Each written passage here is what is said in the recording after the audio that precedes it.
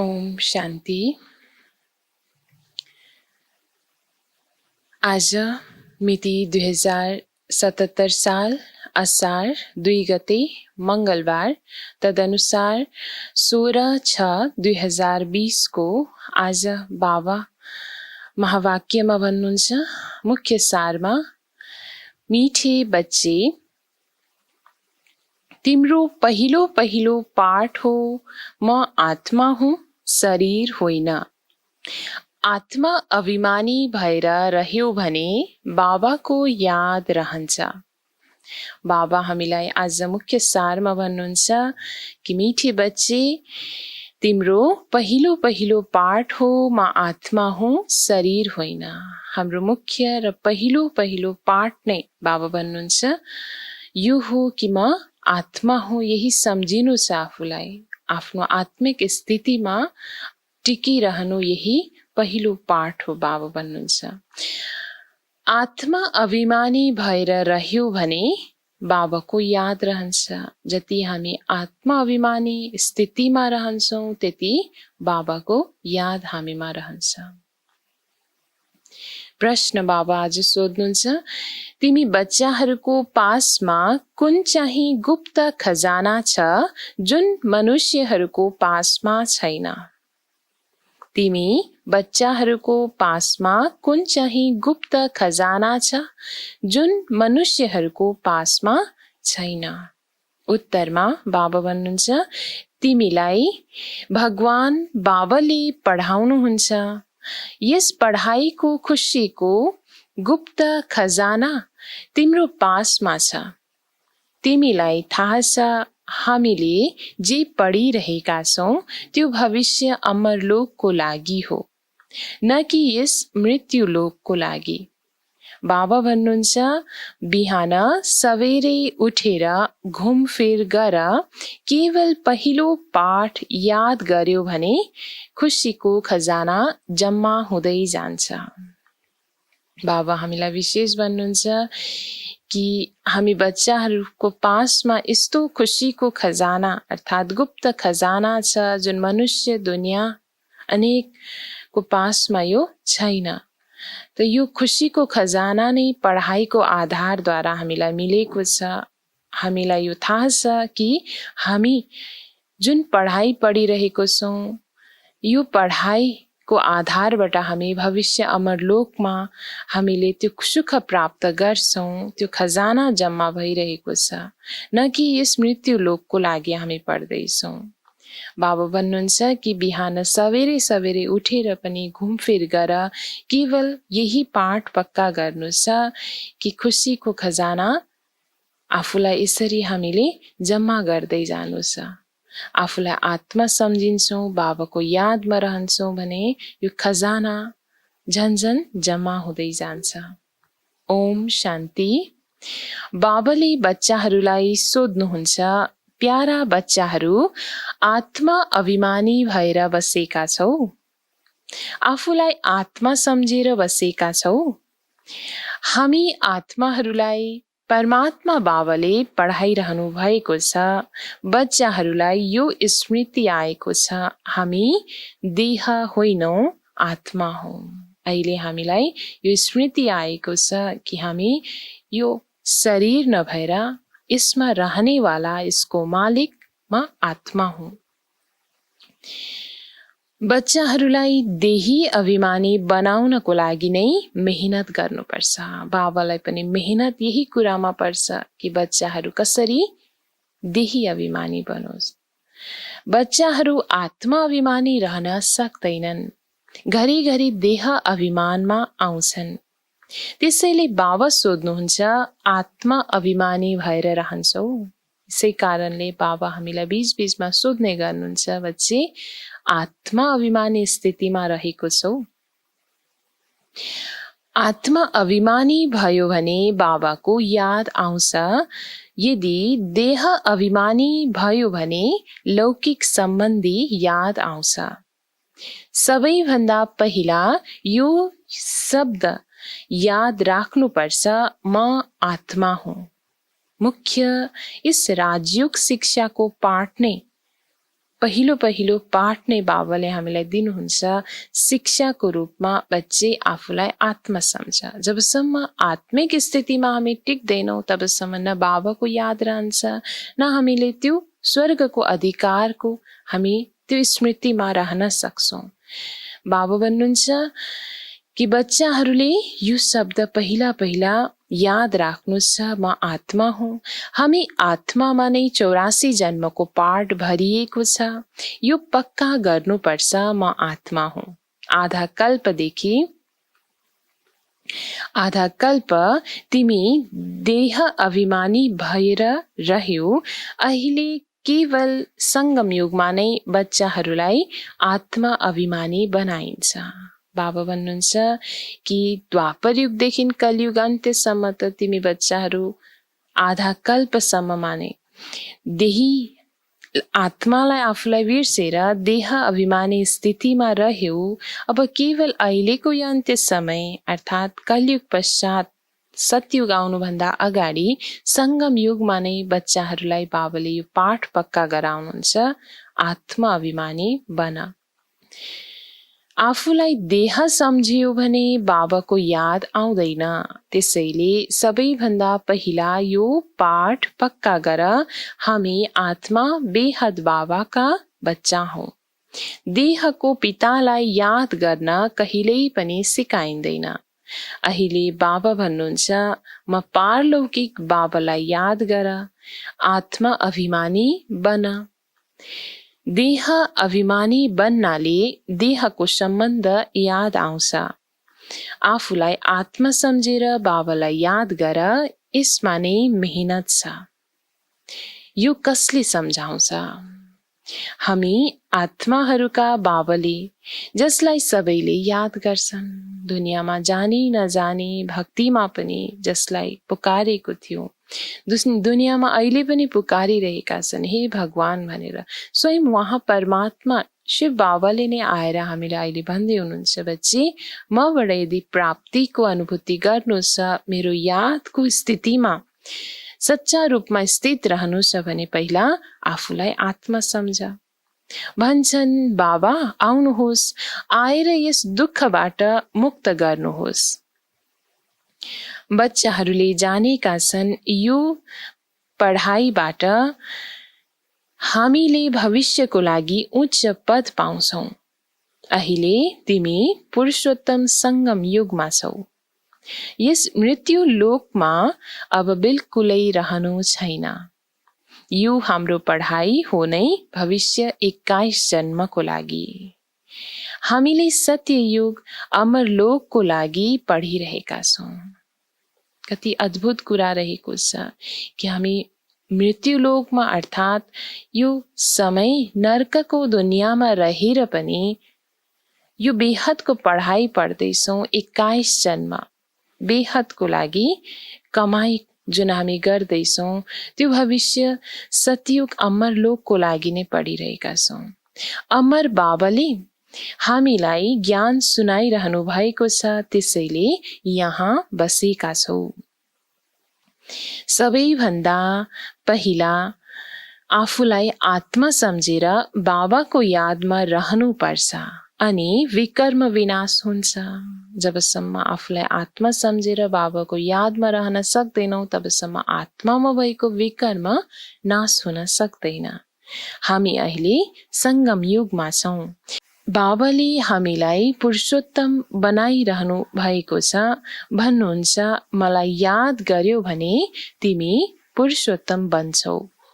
म आएको हुँ मनुष्यबाट देवता बनाउन। सत्ययुगमा तिमी देवता थियौ, अहिले जानेका छौ कसरी सिडी उत्रेका छौ। हाम्रो आत्मामा 84 जन्मको पाठ निश्चित छ। दुनियाँमा कसैले पनि जानेका छैनन्। त्यो भक्ति मार्ग बेग्लै हो, यो ज्ञान मार्ग अलग हो। याद त भक्तिमा पनि भगवानलाई गरिन्छ, ज्ञान मार्गमा पनि गरिन्छ। तर बाबा भन्नुहुन्छ भक्ति मार्ग बेग्लै हो भने ज्ञान मार्ग यो बेग्लै हो, जहाँ यथार्थ रूपमा भगवानलाई चिनेर उहाँ कहाँ हुनुहुन्छ, हाम्रो लागि यस धरामा आएर के गर्नुहुन्छ, कहिले आउनुहुन्छ, यो यथार्थ रूपमा जानेर जब भगवानलाई याद गर्छौँ, यसलाई भनिन्छ ज्ञान मार्ग। जो आत्माहरूलाई बाबाले पढाउनुहुन्छ उनीहरूले मात्र जान्दछन्, अरू कसैले पनि जानेका छैनन्। यो हो गुप्त खजाना भविष्यको लागि। तिमीले पढ्छौ नै अमर लोकको लागि, न कि यस मृत्यु लोकको लागि। बाबा भन्नुहुन्छ बिहान सवेरे उठेर घुम। पहिलो पहिलो पाठ यो याद गर, हामी आत्मा हौ न कि शरीर। हाम्रो रूहानी बाबाले हामीलाई पढाउनुहुन्छ यो खुसीमा, यो नशामा रहने र आफूलाई आत्मिक स्थितिमा टिकाउने कि स्वयं भगवान पारलौकिक हामी आत्माको पिताले हामीलाई पढाउनुहुन्छ। यो दुःखको दुनिया अब बदलिन्छ, सतयुग हो सुखको दुनिया। बुद्धिमा सारा ज्ञान छ। यो हो रूहानी आध्यात्मिक ज्ञान। बाबा ज्ञानको सागर रूहानी पिता हुनुहुन्छ। उहाँ हुनुहुन्छ आत्माका पिता, बाँकी त सबै देहका नै सम्बन्धित हुन्। अब देहका सम्बन्ध तोडेर एकसँग जोड्नु छ। गायन पनि छ, मेरो त एक दोस्रो न कोही। हामीले एक बाबालाई नै याद गर्छौं, देहलाई पनि याद गर्दैनौं। यो पुरानो देह त छोड्नु छ। यो पनि तिमीलाई ज्ञान मिल्छ, यो शरीर कसरी छोड्नु छ। याद गर्दै गर्दै शरीर छोड्नु छ। त्यसैले बाबा भन्नुहुन्छ देही अभिमानी बन। यो शरीर पुरानो जुन छ यसलाई हामीले छोडेर आफू आत्मा मात्रै यो शरीरबाट निस्केर जानु छ। यो स्मृतिमा सदैव हामी जति रहन्छौं त्यति अन्तिम समयको अवस्था पनि हाम्रो त्यही अनुसार रहन जान्छ। त बाबा भन्नुहुन्छ देही अभिमानी बन। मनमा मन्थन गरिराख। बाबा बीज र वृक्षलाई याद गर्नु छ। बाबा हुनुहुन्छ बीज, सारा वृक्ष जुन झाड छ भगवानको रचना, यसलाई याद गर्नु छ। शास्त्रमा यो कल्प वृक्षको वृत्तान्त छ। यो पनि बच्चाहरूले जानेका छन्। हामीलाई ज्ञान सागर बाबाले पढाउनुहुन्छ। कुनै मनुष्यले पढाउँदैन, यो पक्का गर्नु छ। जुन कुरा हामीलाई थाहा छ कि हामीलाई पढाउनेवाला ज्ञान सागर स्वयं बाबा हुनुहुन्छ। कोही मनुष्यले हामीलाई पढाउँदैन। यही कुरालाई हामीले पक्का गर्नु छ र यो खुसीमा रहनु छ। पढ्नु त छ नि, सतयुगमा पनि देहधारीले पढाउँछन्। यहाँ बाबा देहधारी हुनुहुन्न। देहधारीले त हामीलाई सतयुगदेखि कलयुग अन्त्यसम्म पढाउँदै आउनुभयो। तर यो सङ्गम युगमा यहाँ बाबा टिचर बनेर हामीलाई पढाउनुहुन्छ, जो देहधारी कोही हुनुहुन्न। बाबाले भन्नुहुन्छ पुरानो देहको आधार लिएर तिमीलाई पढाउँछु। हुनुहुन्छ विदेही बाबा, तर आधार लिनुहुन्छ पुरानो देहको, अर्थात् निमित्त आत्माको देहको आधार लिएर, शरीरको आधार लिएर हामीलाई पढाउनुहुन्छ। कल्प कल्प मैले तिमीलाई यसरी पढाउँछु, फेरि कल्पपछि पनि यसरी नै पढाउँछु। अब मलाई याद गर्यो भने तिम्रो विकर्म विनाश हुन्छ। पढाइ त पढ्नु छ, त्यो ज्ञानलाई त बुझ्यौं, तर याद यदि सही रूपमा हामी यसरी गर्छौं भने नै हाम्रो विकर्म पनि विनाश हुन्छ। म नै पतित पावन हुँ, मलाई नै सर्वशक्तिवान भनिन्छ, तर माया पनि कम छैन। त्यो पनि शक्तिमान छ, कहाँबाट गिराएको हो अब याद आउँछ नि। माया पनि कम छैन, बाबा भन्नुहुन्छ ऊ पनि शक्तिशाली छ। कहाँ हामीलाई उच्चभन्दा उच्च स्थितिबाट गिराएर अहिले कलियुग अन्त्यसम्म ल्याइदिएको छ। यो बच्चाहरूलाई थाहा छ 84 को चक्रको पनि गाइन्छ, यो मनुष्यहरूको नै कुरा हो। धेरैले सोध्छन् जनावरहरूको के हुन्छ? अरे यहाँ जनावरको कुरा छैन। बाबा पनि बच्चाहरूसँग कुरा गर्नुहुन्छ। अरूले त बाबालाई चिनेका नै छैनन्, त्यसैले उनीहरूले के कुरा गर्छन्? कसैले भन्छन् हामी बाबालाई भेट्न चाहन्छौँ। केही पनि जानेका छैनन्, बसेर उल्टो सुल्टो प्रश्न गर्छन्। हैन, जबसम्म भगवानको सही रूपमा परिचय छैन, आफ्नो अगाडि परमात्मा स्वयं हुनुहुन्छ र मलाई शिक्षा दिँदै हुनुहुन्छ, यो कुराको ज्ञानै छैन भने जति पनि परमात्माले भन्नुभएको महावाक्यलाई सुन्दा मनमा अनेक प्रश्नहरू उठ्न थाल्छ, त त्यसको कुनै अर्थ रहँदैन। बाबा भन्नुहुन्छ 7 दिनको कोर्स गरिसकेपछि पनि पूरा बुझ्दैनन्। उहाँ हाम्रो बेहदका बाबा हुनुहुन्छ, जो पुराना भक्त छन्, जसले धेरै भक्ति गरेका छन्। उनको बुद्धिमा त ज्ञानको सबै कुरा बस्छ हो। एउटै ज्ञान सुनाउने वाला बाबा पनि एकै हुनुहुन्छ। तर जो आत्माले धेरैभन्दा धेरै भक्ति गरेको छ, जसले भगवानलाई पाउनको लागि अनेक पुरुषार्थ भक्तिमा गरेको हुन्छ, त्यही आत्मालाई जब यो ज्ञान मिल्छ, तब छिटोभन्दा छिटो धेरैभन्दा धेरै यो ज्ञान बुद्धिमा बस्न जान्छ। बाबा भन्नुहुन्छ भक्ति कम गरेको छ भने बुद्धिमा कम बस्छ।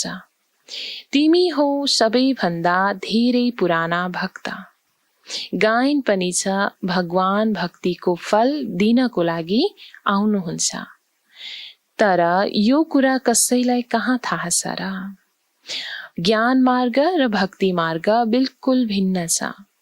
सारा दुनिया छ भक्ति मार्गमा। अहिले सारा दुनिया छन् भक्ति मार्गमा।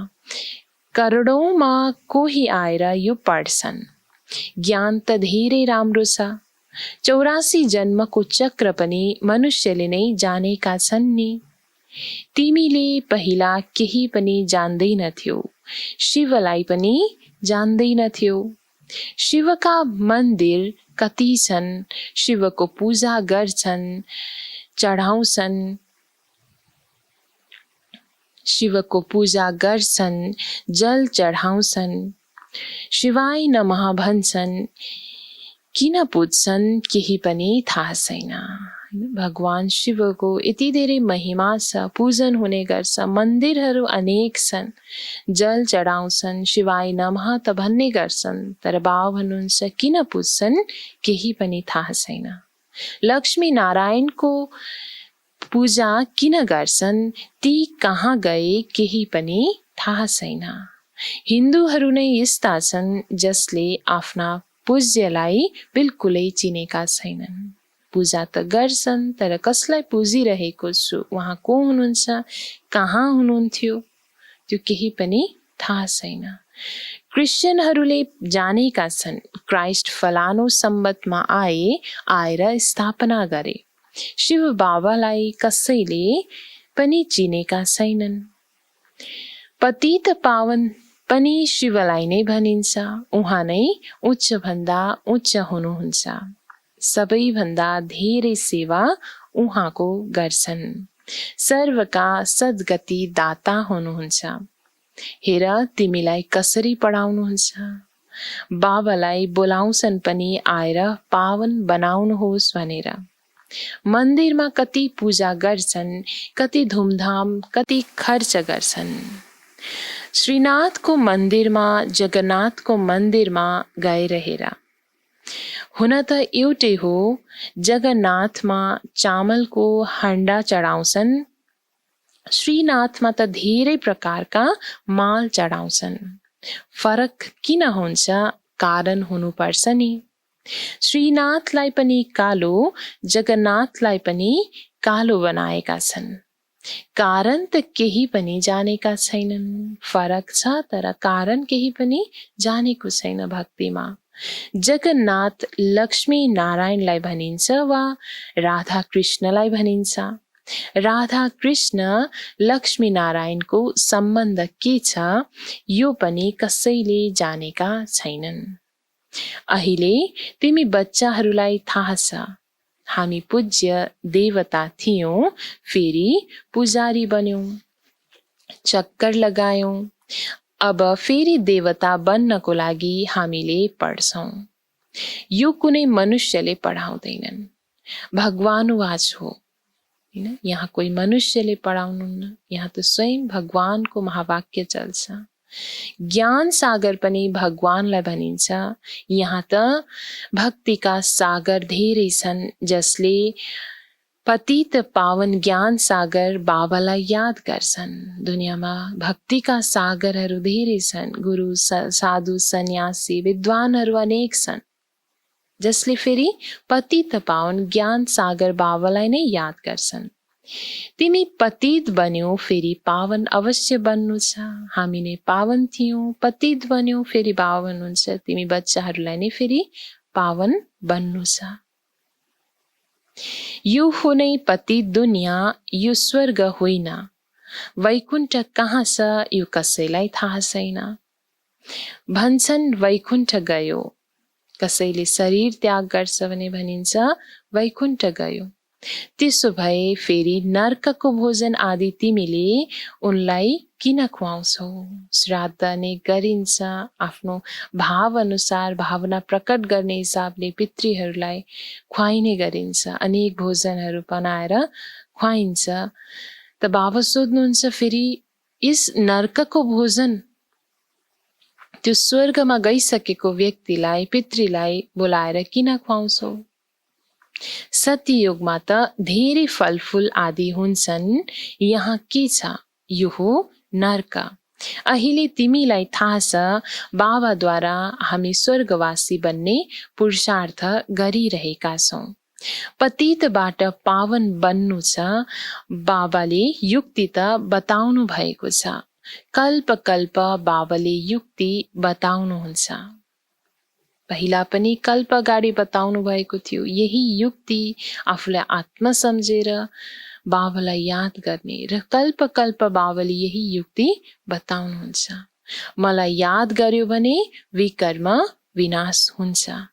अहिले तिमीलाई थाहा छ, हामी पुरुषोत्तम सङ्गम युगमा छौं। तिमीले नै भन्छौ बाबा हामी 5000 वर्ष पहिला यो बनेका थियौं।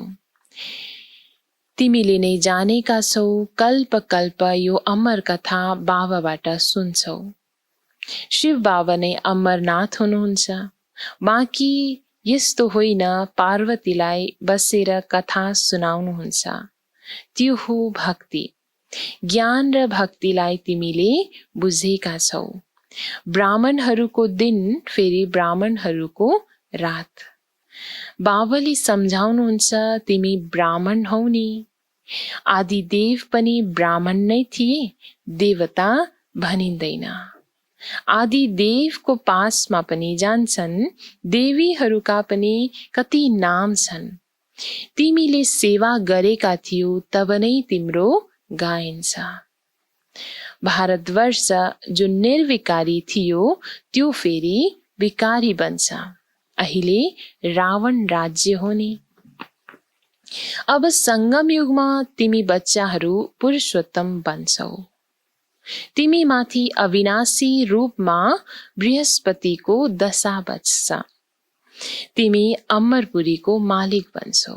अहिले हामी बच्चाहरूको आत्मामा अविनाशी रूपमा बृहस्पतिको दशा बसेको छ। जब बाबा आएर हामीलाई आफ्नो बनाउनुहुन्छ र आएर पढाउँदै हुनुहुन्छ, तिमी अमरपुरीको मालिक बन्छौ। बाबाले तिमीलाई पढाइरहनु भएको छ।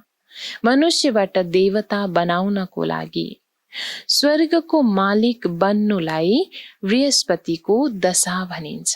सबैभन्दा राम्रो दशा बृहस्पतिको दशा भन्नु नै स्वर्गको मालिक बन्नु हो। बाबा भन्नुहुन्छ तिमी स्वर्ग अमरपुरीमा त अवश्य जान्छौ, बाँकी पढाइमा दशा तल माथि भइरहन्छ। याद गर्न नै भुलिन्छ। बाबाले भन्नुभएको छ मलाई याद गर। गीतामा पनि छ भगवानुवाच काम महाशत्रु हो। गीता पढ्छन् तर विकारलाई कहाँ जित्छन्।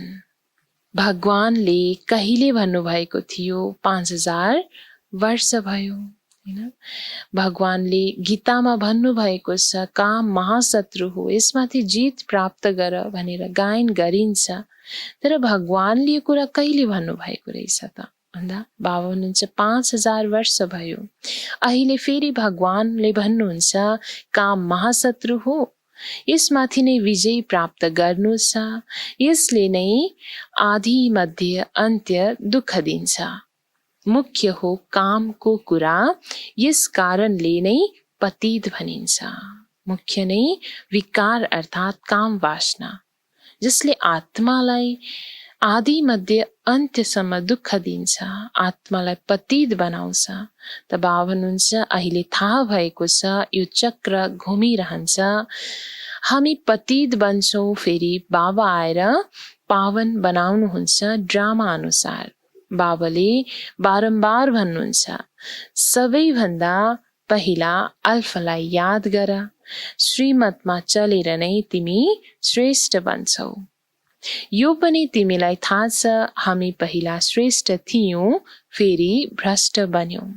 हामी नै बच्चाहरू जब देवता थियौं तब श्रेष्ठ थियौं, अहिले कलियुग अन्त्यसम्म आउँदा भ्रष्ट बन्यौं। अब फेरि श्रेष्ठ बन्ने पुरुषार्थ गरिरहेका छौं। दैवी गुण धारण गर्नु छ, कसैलाई पनि दुःख दिनु हुँदैन।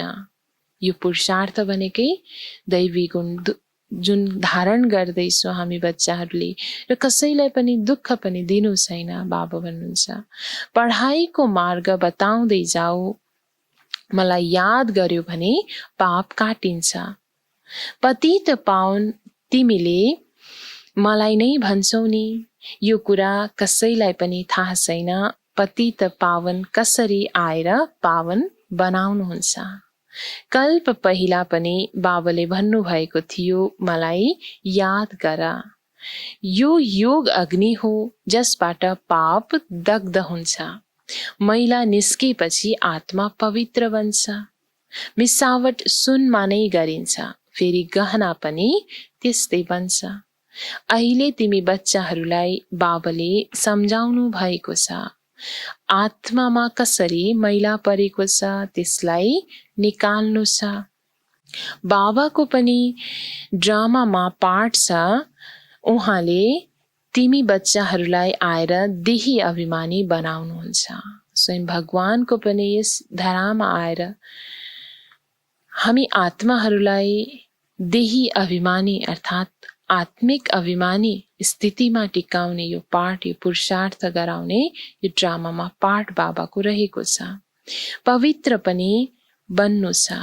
तिमीलाई थाहा छ सत्ययुगमा हामी वैष्णव थियौं, पवित्र गृहस्थ आश्रम थियो। अहिले हामी पवित्र बनेर विष्णुपुरीको मालिक बन्छौं। तिमी डबल वैष्णव बन्छौ। सच्चा वैष्णव तिमी हौ। उनीहरू विकारी वैष्णव धर्मका हुन्, तिमी हौ निर्विकारी वैष्णव धर्मका। यस संसारमा पनि अहिले वैष्णव त धेरै छन्, तर बाबा भन्नुहुन्छ डबल वैष्णव अर्थात् दुई रूपमा वैष्णव। एक कुनै पनि हत्या हिंसा नगर्ने, अर्को विकार वासनामा नजाने। यस्तो बाबा भन्नुहुन्छ डबल हिंसाबाट मुक्त डबल वैष्णव आत्मा अहिले संसारमा छैनन्। त तिमी बच्चाहरू निर्विकारी डबल वैष्णव धर्मका हो। अहिले एक त बाबालाई याद गर्छौ, अनि बाबामा जुन ज्ञान छ त्यो तिमीले धारण गर्छौ। तिमी राजाहरूका पनि राजा बन्छौ। ती राजाहरू बन्छन् अल्पकाल एक जन्मको लागि। तिम्रो राजाई हो 21 पिढी अर्थात् पूरा युग पार गर्छौ। दुनियाँमा राजाई प्राप्त गर्छन् एक जन्मको लागि भने बाबा भन्नुहुन्छ तिमी बच्चाहरू राजाई प्राप्त गर्छौ 21 जन्मसम्मको लागि। त्यहाँ कहिल्यै पनि अकालमा मृत्यु हुँदैन। तिमीले कालमाथि विजय प्राप्त गर्छौ। समय भएपछि सम्झन्छौ अब यो पुरानो शरीर छोडेर नयाँ शरीर लिनु छ। तिमीलाई साक्षात्कार हुन्छ, खुसीको बाजा बज्छन्। तमो प्रधान शरीरलाई छोडेर सत्व प्रधान शरीर लिनु यो त खुसीको कुरा हो। त्यहाँ लगभग 150 वर्ष आयु हुन्छ। यहाँ त अकालमा मृत्यु भइरहन्छ, किनकि भोगी छन्, विकारी छन्। त्यसैले आत्मा विकारी भएको कारणले गर्दा आत्माको एक जन्मको आयु पनि कम हुन जान्छ। जो बच्चाहरूको योग यथार्थ छ, उनका सर्व कर्मेन्द्रियहरू योग बलबाट वशमा हुन्छन्। योगमा पूरा रह्यो भने कर्मेन्द्रियहरू शीतल हुन्छन्। सत्ययोगमा तिमीलाई कुनै पनि कर्मेन्द्रियहरूले धोका दिँदैनन्। कहिल्यै पनि यस्तो भनिँदैन कर्मेन्द्रियहरू वशमा छैनन्। तिमीले धेरै उच्च पद पाउँछौ। अहिले बाबाले हामीलाई यो शिक्षा, यो योगको बलद्वारा हामीलाई आफ्नो कर्मेन्द्रियहरूमाथि विजय प्राप्त गर्ने शिक्षा जुन दिँदै हुन्छ, शक्ति जुन प्रदान गर्दै हुन्छ, यही शक्ति लिएर जब हामी सत्ययुगमा जान्छौँ तब कुनै पनि कर्मेन्द्रियले आत्मालाई त्यहाँ धोका दिन सक्दैन। त्यहाँ कहिले पनि भन्नु पर्दैन कि यो कर्मेन्द्रियहरू मेरो वशमा छैनन्। यसलाई भनिन्छ बृहस्पतिको अविनाशी दशा। मनुष्य सृष्टिका बीज रूप हुनुहुन्छ वृक्षपति बाबा।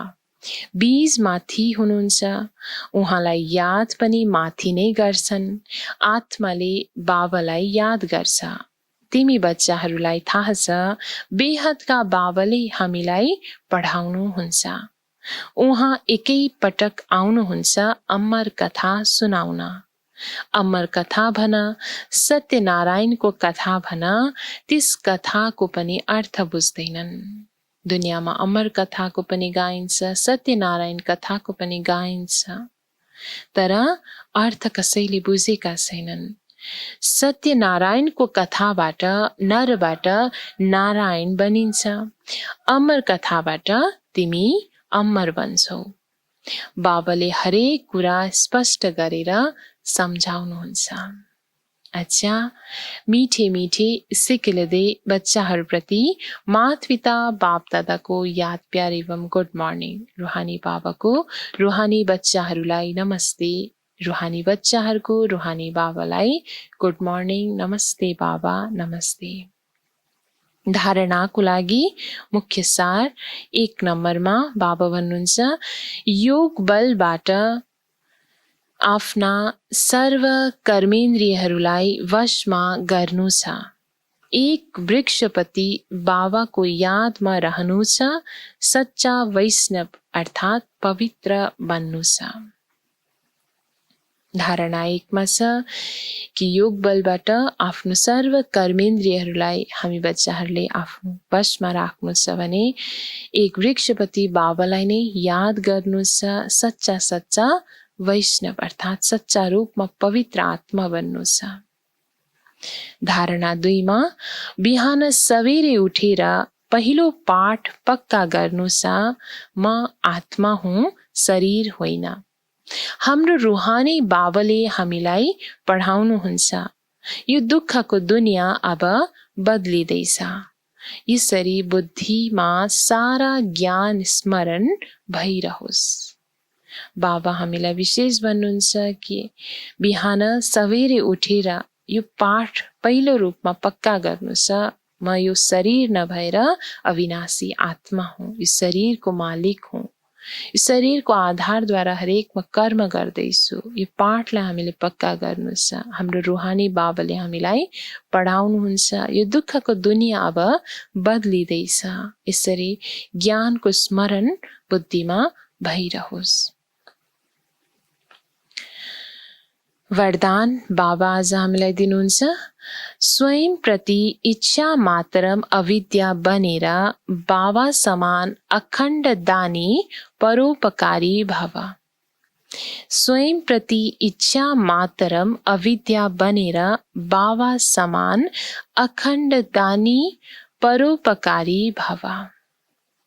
वरदानको विस्तारमा जसरी ब्रह्मा बाबाले स्वयंको समय पनि सेवामा लगाउनु भयो, स्वयं निर्माण बनेर बच्चाहरूलाई मान दिनुभयो, कामको नामको प्राप्तिको पनि त्याग गर्नुभयो, नाम मान शान सबैमा परोपकारी बनेर आफ्नो त्यागेर अरूको नाम राख्नुभयो, स्वयंलाई सदा सेवाधारी राखेर बच्चाहरूलाई मालिक बनाउनु भयो, स्वयंको सुख बच्चाको सुखमा सम्झनु भयो। यस्ता बाबा समान इच्छा मात्रम अविद्या अर्थात् मस्त फकीर बनेर अखण्ड दानी परोपकारी बन्यो भने विश्व कल्याणको कार्यमा तीव्र गति आउँछ, केस र कहानी समाप्त हुन्छन्। बाबा विशेष हामीलाई वरदानमा भन्नुहुन्छ, जसरी ब्रह्मा बाबाले स्वयं आफ्नो हरेक समयलाई सेवामा लगाउनु भयो, आफ्नो लागि भनेर केही पनि छुट्याउनु भएन, स्वयं निर्माण बनेर बच्चाहरूलाई मान दिनुभयो, कामको मानको नामको केहीको पनि प्राप्तिको त्याग गरेर सर्व बच्चाहरूमा यो हरेक कुरा न्यौछावर गर्नुभयो, स्वयं आफूलाई सेवाधारी सम्झेर बच्चाहरूलाई मालिक बनाउनु भयो। त्यस्तै जति पनि सुख साधनको सुविधाहरू छ त्यो सबै बच्चाहरूको लागि छुट्याउनु भयो। यस्ता बाबा समान हामी पनि इच्छा मातरम अविद्या भन्दै मस्त फकीर बनेर अखण्ड दानी परोपकारी बन्नु छ र यसरी नै विश्व कल्याणको कार्यमा तीव्र गति आउनेछ। स्लोगनमा बाबा भन्नुहुन्छ, ज्ञान गुण र धारणामा सिन्धु बन, स्मृतिमा बिन्दु बन। ज्ञान गुण र धारणामा सिन्धु बन, स्मृतिमा बिन्दु बन। हामी ज्ञान गुण र धारणामा सिन्धु अर्थात् सागर समान बाबाको मास्टर सागर हामी बच्चाहरू बन्नु छ। बाँकी स्मृतिमा बिन्दुलाई हामीले राख्नु छ, आफूलाई बिन्दु आत्मा सम्झेर। अच्छा, ओम शान्ति।